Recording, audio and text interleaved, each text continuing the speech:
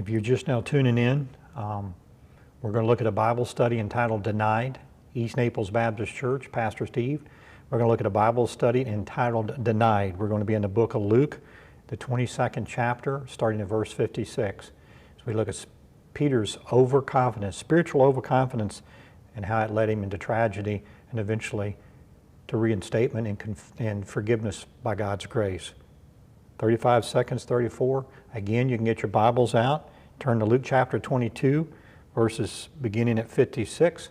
Luke 22, 56, as we look at a lesson entitled Denied, as the countdown clock winds down.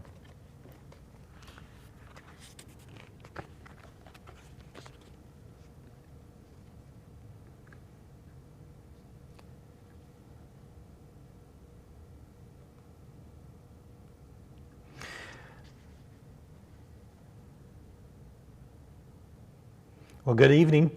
You're tuning in to Pastor Steve at East Naples Baptist Church as we continue a Bible study called Denied. It's out of the Explore the Bible, which is Lifeway's literature that we usually use on Sunday night, but we've been using on Wednesday since the coronavirus. So tonight, part 2, Denied.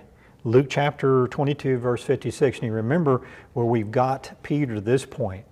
Jesus told him back in Luke 22, verse 31, you're going to deny me. You're going to deny me, Peter. And Peter absolutely refused to believe that he would do that. He sure reassured the Lord that wouldn't happen. So he demonstrated his spiritual overconfidence. He thought he had more faith than he actually did. Jesus then warned him later on in 22, as you go down when they're in the Garden of Gethsemane, he come back and caught him asleep, and he told him, you guys need to pray, or you're going to be led into temptation. Because he already warned him about the devil was going to, sift them like wheat. So they needed to be prepared. They needed to be prayed up. They needed to be understanding that their overconfidence, their spiritual overconfidence, lack of prayer can lead to their fall, as we see with Peter eventually here in this text. Okay, so pick me up in Luke chapter 22, verse 56. Luke chapter 2, verse 56, God's word says there, when a servant saw him sitting in the light and looked closely at him, she said, this man was with him too. John reveals to us the servant girl, if you want to put it in our context, almost like a gate guard. She was the one that they had to go past that gate to get into the courtyard of the high priest. And as we saw earlier, Caiaphas was the high priest during the first century. Now his father-in-law Annas still wielded with a strong fist, but his son was by name was the high priest at the time. So this lady let Peter into the courtyard, and if you read the Gospel of John in the 18th chapter, John must have given reference for him, meaning to Peter, because she let him into the courtyard. And John, as we saw in 18, was familiar with the high priest family, or with that family, that he was able to do what he did. Okay, so if you want to check the Gospel of John, the 18th chapter, and then this story is told in Mark chapter 14, and then Matthew chapter 26. Okay, so as we get there this evening, as I kind of move around with the camera here, as you see, the nice thing about being in Florida, we get a chance that we can wear shorts almost all the time. So anyway, when a servant saw him sitting in the light and looked closely at him, she said, this man was with him too. Verse 57. But he, meaning Peter, denied it. Woman, I don't know him. So Luke kind of makes it seem like this all happened in a series of 3 or 4 minutes and it was kind of over. But we see that it in the other Gospels that it transpired over about 3 hours worth of time. We saw Peter was sitting by the fire, sitting with the very people that arrested Jesus. He was trying to blend in. I'm sure the conversation, they could hear Jesus, Jesus' trial not too far away from him, people yelling at Jesus and so on. And here, Jesus is within eyesight of Peter, but we saw earlier that Peter was at a distance. Luke made that point, that he was at a distance. He wasn't where he needed to be, where we need to be careful also at times.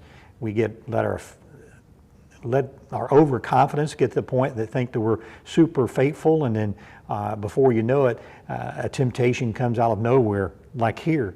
Here's this little lonely servant girl out of nowhere. I mean, if Peter's going to pick his temptation or see that how he's going to have to do spiritual battle, it probably wouldn't have been with a little servant girl that all of a sudden out of the blue, recognizes him from the resting party and so on and so forth, and probably seen him around town and other places like that. She recognized him as one of Jesus' disciples, and immediately Peter says, "No, I don't know him.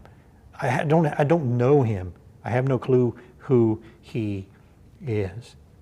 And see, that's where we got to be careful. Sometimes we get in those, get in places by the campfire like he did, where there's a conversation going on that we need to be careful about, because you know that if they know you or recognize you as one of those church people, the spiritual attack may come out of anywhere. So overconfidence, spiritual overconfidence, will be your downfall at times if we're not careful. Okay, so let's go on. Verse 58 now. After a little while, someone else said to him, let me go back there, verse 58 again, chapter 22, book of Luke. After a little while, someone else saw him and said, "You're one of them too." So hear the conversation. They heard the servant girl. Now everybody's hearing it. They're all picking up on it now. Now they're starting to question who this is. They got an idea, pretty strong idea who it is. Look what Peter says. This man was certainly with them. Okay, let me go back up. I'm sorry. A little while later, go back to verse 58 with me one more time. After a little while, someone else saw him and said, "You're one of them too." And Peter responded, "Man, I am not." So now he's getting to the point where he's swearing. He's swearing on God's name that I don't know him. He's swearing by a vow, but he's also getting to the point where he's getting a little bit belligerent with his language. He's starting to vehemently deny this Jesus. He don't even want to even claim that he even knows him whatsoever. So number 2, denial. Now 22:59. And about an hour later, another kept insisting this man was certainly with him, and since he's also a Galilean, read it again with me. Verse 59, and about an hour later, another kept family from Kentucky.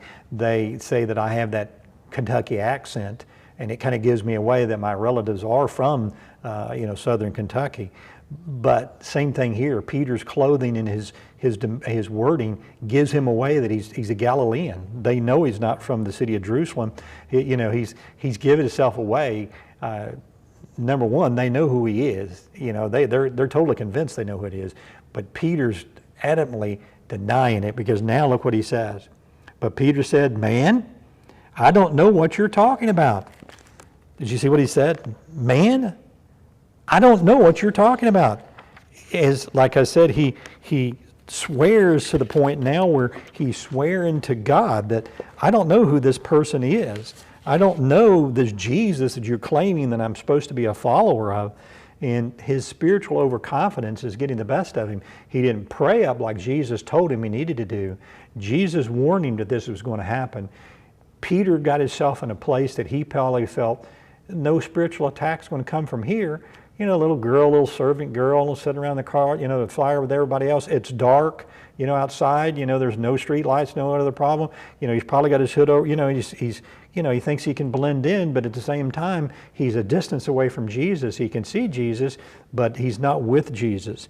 He's to the point now, and rather than giving a testimony for Jesus, whether giving a witness for Jesus, he's denying him. And not just denying him, he's swearing by God's name that he doesn't know him. He's cussing now. He's using, pretty strong language. The Greek implies that's going on here. So I don't know if you've ever got yourself in one of those situations before, where the conversation went down a road that you knew that was anti-biblical, and you knew that you needed to be a witness for Jesus, but at the same time you denied him. Or you just changed the subject. Or if they asked you a question, what do you think? And rather than answer it, you might have just blew it off and said, well, I really don't have an opinion. It's everybody's entitled to their own opinion and so on. our own subtle way of being spiritually overconfident, but at the same time not being prayed up, read up, and prepared for when those subtle attacks come. So now as we wrapped up part 2 this evening, we looked at how Peter, number one, he's at a distance from Jesus. Jesus has warned him, you need to pray, you need to be ready. Temptation is going to come, and it may come from the least likely place, but it's going to come. You need to be prepared. So he was a distance away from distance away from Jesus, which we got to be careful ourselves to stay, close to Jesus and so on. And then here we get to the denial. Peter, here he's one of the, Jesus' inner circle. He's eventually going to be the leader, and he strongly denies. So as we get ready to wrap up part 2 this evening of this Bible study, remember you can find us and try to find us there, because I'm getting to the point about Facebook and YouTube that things are going on. But anyway, that's beside the point. What I want you to see is we have a streaming, we're in a streaming service called Christian World Media, and I believe it's ChristianWorldMedia.com. Try to find us there. If you go to ChristianWorldMedia.com, look up East Naples Baptist Church, our zip code 34112, or just East Naples Baptist Church, and you'll find us there. So tune in. Hopefully before too long, we'll have a Roku channel going also for those that are streaming. So again, as we close out part 2, join me tomorrow night as we wrap this up, part 3, tomorrow night at 6:30. Thanks for joining us this evening. God bless you. God watch over you.